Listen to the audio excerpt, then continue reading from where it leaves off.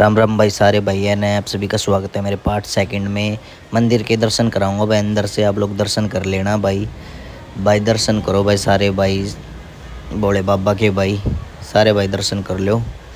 वो बड़कती एक नंबर के दर्शन हुए भाई हमारे। दुर्योधन की जंगा तोड़ने के बाद अश्वत्थामा पूरे कुरुक्षेत्र में बिछड़ गया था, क्योंकि फिर उसने योजना बनाई कि मैं वैसे कुछ कर नहीं सकता, क्योंकि वो भी अमर थे। अमर उनके पास मणि थी और आचार्य द्रोण के बेटे थे, तो इसलिए मैं आपको पोस्टर दिखाता हूँ, आप बने रहो। मैं दिखाता हूँ उसकी चाल क्या थी। बैठ के पेड़ के नीचे बैठ के अपनी चाल बना रहे थे। ठीक है, चाल बनाने के बाद उन्होंने ये चाल बनाई कि पांडवों के पुत्रों को मार दूंगा सोते समय। तो ये देखो जी, पांडवों को पुत्रों को मार दिया उसने सोते समय मार दिया। तो अश्वत्थामा से ये उसे लगा कि ये पांचों पांडव सो रहे हैं। पांचों पांडव ना सोने के कारण, क्योंकि पांडवों के पुत्र सो रहे थे, तो उन्होंने मुंह ढका हुआ था, तो उन्होंने गला काट दिया। उनको लगा, अश्वत्थामा जी को लगा कि पांडव सो रहे थे नींद में। और फिर अश्वत्थामा को मारने के लिए निकले भीम जी निकले। फिर वहाँ से भीम जी बहुत क्रोधित होके निकल चुके थे। उन्होंने अश्वत्थामा को भी मारने की वो बहुत ही वो करी। फिर वो ना मार पाने के कारण अर्जुन ने मारा नहीं।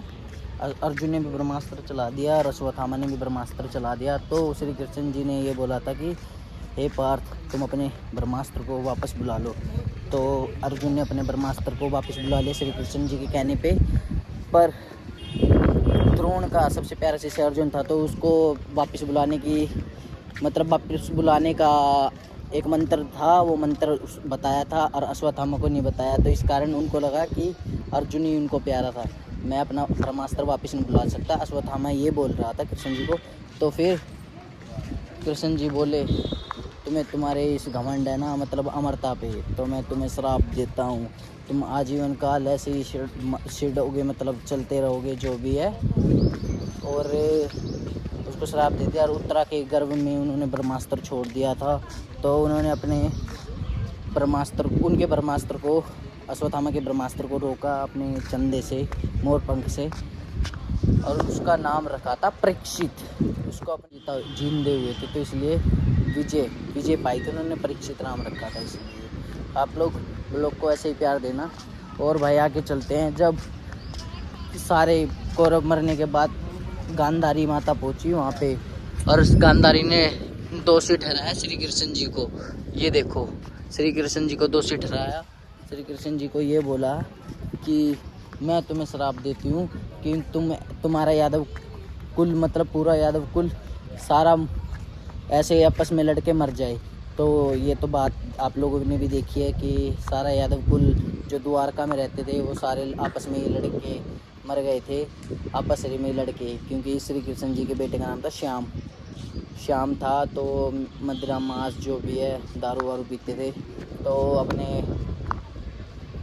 ताऊ जी बलराम जी को उल्टा सीधा बोल रहे थे। फिर बोले, तुम तो उसके पति हो, क्या पता तुम भी द्रौपदी के छठे पति हो, ऐसे बोलने लग गए। तो उन्होंने अपने कुल को मार के, जो लट्ठों होते ना, लट्ठों से मार के मार ही दिया, कति ख़त्म कर दिया सिर्फ। और फिर बलराम जी उनके नारायण अवतार थे श्री कृष्ण जी, इसलिए उनके पैरों में पड़ के वो भी चले गए।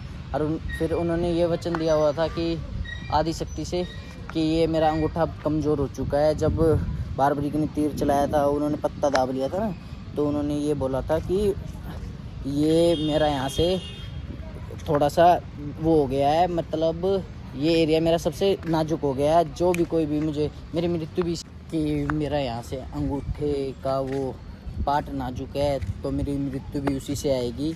तो श्री कृष्ण जी की भी मृत्यु उसी से आई थी। तो मैं आपको दिखाता हूँ कि मृत्यु की तो बात मैंने कर दी। तो उससे पहले अर्जुन जब अपने रथ से उतरे, तो श्री कृष्ण जी को बोल रहे थे कि माधव पहले आप उतरो। श्री कृष्ण जी ने बोला कि पार्थ पहले मैं नहीं उतरूँगा, पहले तुम उतरो।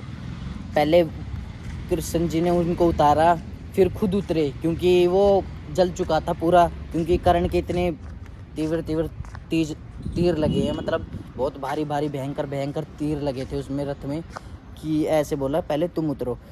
पर अर्जुन उतरे, फिर श्री कृष्ण जी उतरे। फिर उन्होंने श्री कृष्ण जी ने हनुमान जी को बोला, हे बालाजी आप अब जा सकते हो। तो फिर श्री कृष्ण जी ने उनको बोला, वो चले गए। तो वहाँ पे उनका रथ जल गया। तो फिर आगे आगे ये युद्ध समाप्त हुआ। भीम ने 100 कौरवों को मार दिया, दुर्योधन भी मारा गया। तो रथ जलने के बाद वो गए हस्तिनापुर में धृतराष्ट्र जी से मिलने। और श्री कृष्ण जी ने यही बोला था कि भीम से, कि भीम को बोला कि ये पांडुपुत्र भीम तुम मुझे गले मिलो, क्योंकि उनकी चाल थी अगर गले मिलेंगे तो मैं उनको चीर दूंगा, फाड़ दूंगा, मतलब अंदर से पूरा अलग कर दूंगा, हिस्सा अलग कर दूंगा, छाती वाती चीर दूंगा। तो श्री कृष्ण जी ने पहले ही पता था, श्री कृष्ण जी को मैं आपको पोस्टर दिखाता हूँ, श्री कृष्ण जी को पहले ही पता था। इसलिए वो भीम को मना करने के बाद बोलते हैं कि इस पुतले को आगे करो। तो भीम पुतले को आगे कर देते हैं और धृतराष्ट्र गले मिलने के कारण उसको पुतले को पाड़ देते हैं बीच से।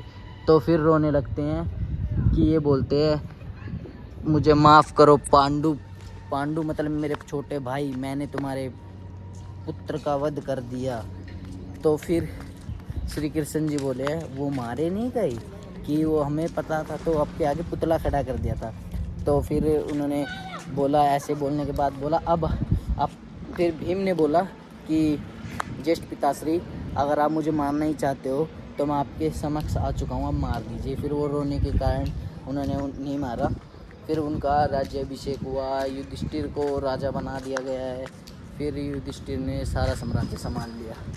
भाई यही है ब्लॉग में, बस सारे भाई प्यार दिखा दो। बहुत दूर से आया हूँ यहाँ पे आपके लिए कुरुक्षेत्र ब्लॉग बनाने के लिए, आप बिल्कुल प्यार दिखा देना भाई। पूरी कहानी, एक एक कहानी देख के मतलब आप लोगों को सीख के समझा के बहुत दिल खुश होता है भाई। आप लोगों के लिए लाता हूँ, आप लोग बस ब्लॉग को प्यार दिखा देना। जय बोले की जय श्री राम।